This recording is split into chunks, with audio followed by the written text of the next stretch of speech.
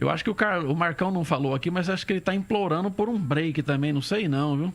Será, Senna? Ou ele está querendo trocar de assunto? Então vamos trocar de assunto. O que você quer, Marcão? Fala direito que a gente não está entendendo, não. Vai em frente, ele pediu para a gente ir em frente. Então vamos lá, vamos falar um pouquinho da política nacional, porque tem aqui o Flávio Bolsonaro, né, que também está dando um trabalho danado para aquele pai dele lá, viu? A Justiça do Rio de Janeiro autorizou a quebra do sigilo bancário do senador Flávio Bolsonaro e do ex-assessor dele, aquele pouco conhecido já, Fabrício Queiroz. Pedido havia sido feito pelo Ministério Público para investigar a movimentação financeira atípica. O senador disse que a investigação é ilegal. Ele gravou aí uma entrevista, né, no fim de semana, dizendo que já tinham quebrado o sigilo, porque já tinham mostrado na televisão.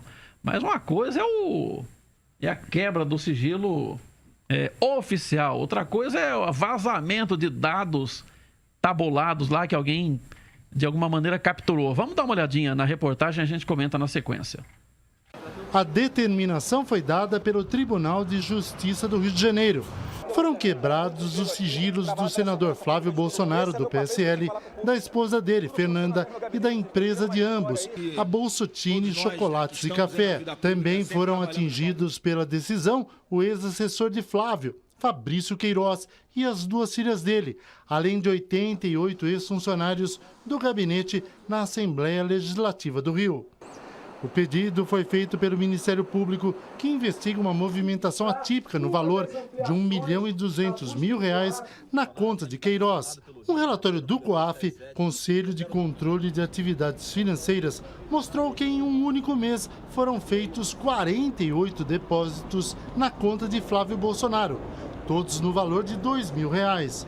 O COAF também identificou o pagamento de R$1 milhão de um título bancário da Caixa. O órgão mostrou atividades parecidas nas contas de Flávio e de seu ex-assessor na Assembleia Legislativa do Rio, Fabrício Queiroz. Flávio Bolsonaro classificou de ilícita a investigação contra ele. O senador disse que se tivesse sido procurado pelo Ministério Público antes, tudo poderia ter sido explicado. Nesse relatório que foi encaminhado do COAF para eles, já com excesso de informações que poderiam ser compartilhadas, eles não tinham nem ali subsídio, tinham nada para fundamentar um pedido de quebra de sigilo.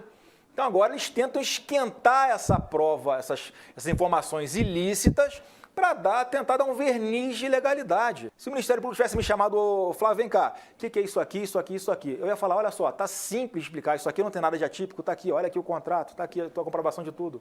Sem nenhuma exposição à minha imagem. Em nota divulgada nesta segunda-feira, o Ministério Público do Rio afirma que o senador vem direcionando esforços para interromper as investigações e que se recusou a prestar esclarecimentos aos procuradores todas as vezes que foi convidado.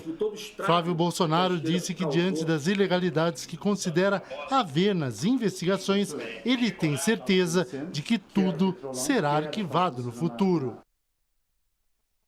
Bom, eu falei a mesma coisa que eu vou falar agora na época daquele grampo, né? Aquele famoso grampo que pegou lá, capturou, interceptou uma conversa telefônica entre ex-presidente Dilma Rousseff e o ex-presidente Lula. Que daí discutiu-se muito, olha, a divulgação do grampo foi legal, porque não foi a Dilma que tinha sido interceptada, e sim o celular que estava na mão de um segurança e que fazia intermediação lá com o ex-presidente Lula. E aí não era importante a questão do grampo, mas o importante era o conteúdo, que ela estava mandando o Messias levar o papel para nomear, para deixar lá no jeito, para que se tivesse problema, Lula seria nomeado ministro e não escaparia de uma eventual ordem de prisão preventiva ou temporária. Mesma coisa agora. Não interessa esse negócio se, olha, vazou, grampeou, não precisa ver o conteúdo. Se de fato aquele negócio lá tem problema. E pelo jeito tem. Então, antes de ficar tentando explicar, né, a questão envolvendo tecnicidade de processo, não devia, não sei o quê, explica o conteúdo. É muito melhor para a sociedade ficar sabendo se o conteúdo que está ali, se aquela movimentação atípica, aquela movimentação financeira tem alguma coisa ilegal ou irregular, Se explicar isso independentemente, não interessa se vazou, se não vazou, se era para quebrar o sigilo, se não era. Então tem que explicar o conteúdo. É mais importante o conteúdo, o fato, do que propriamente esse mecanismo. Que isso, na verdade, é um argumento de advogado para tentar livrar o cliente lá durante o processo. Agora, para a sociedade, o homem público tem que explicar o conteúdo. Olha, Sena, em primeiro lugar, nunca vazou.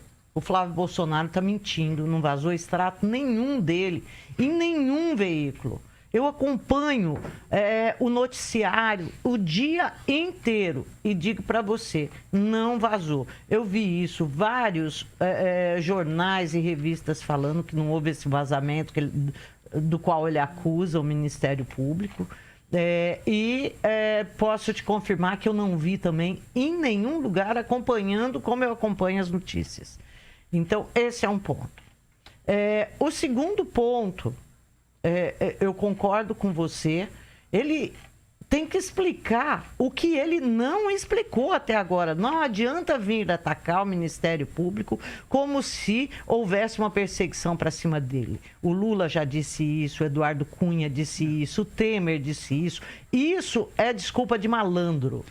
Sabe, todo malandro que a gente está vendo agora atrás das grades, uma hora, no início de investigações, quando não tinha o que dizer, falou esse tipo de coisa. O outro ponto que eu acho é o seguinte, tem mesmo que investigar. O tempo que pegou, aí eu acho que vai dar um trabalho danado, porque desde quando esse Fabrício foi trabalhar com esse Flávio, o sigilo está quebrado disso, acho da coisa de 10, 11 anos.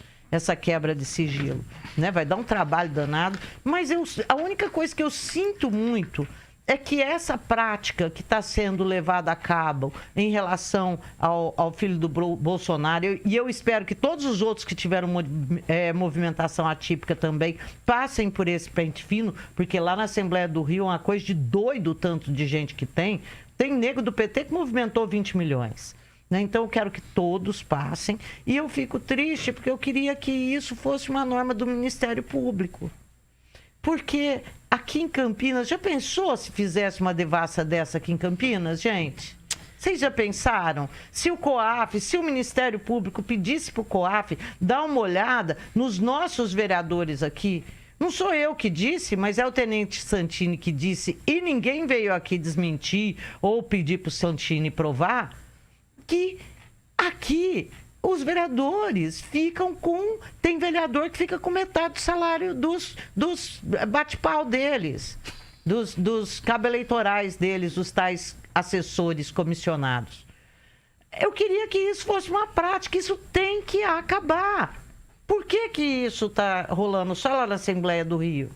Por que não está rolando aqui, gente? Exatamente. Está faltando um COAF aqui, viu? Mas o COAF tem de todo mundo, não tem? Sim, claro. O COAF é não nacional. Seria o nosso MP pedir? Não seria isso, gente? Não são. Na verdade, a movimentação suspeita é detectada automaticamente, ou deveria ser, pelo seu controle, né, de atividade financeira. Quando você tem uma movimentação acima de R$10 mil e que gera qualquer suspeição, Zezé, o COAF já começa a investigar. Agora, em relação ao Flávio Bolsonaro, vocês já falaram tudo, então vou falar bem rapidinho, porque o Marcão falou para a gente ser rápido. Eu acho que é uma senhora devassa. Eu acho que o senador está com problema. São mais de 10 anos de quebra de sigilo bancário e fiscal. São mais de 80 ex-funcionários envolvidos, inclusive o Fabrício Queiroz. Então, é difícil, viu, Sena, você, quando começar a chamar os funcionários e eles, Zezé, segurarem a boca. Porque se difícil. houve a historinha de devolver o salário, vai ter que explicar. E aí, Zezé, estão falando que talvez esse seja o tsunami que o Bolsonaro tinha falado no final de semana. Esse seria o tsunami. Lembra que ele falou que viria um tsunami? E realmente a situação do Flávio Bolsonaro ficou muito difícil. E eu gostei que aconteceu isso. Por quê? Porque não é porque ele é filho do presidente que ele tem que ser poupado. Todos têm que ser investigados. Com certeza.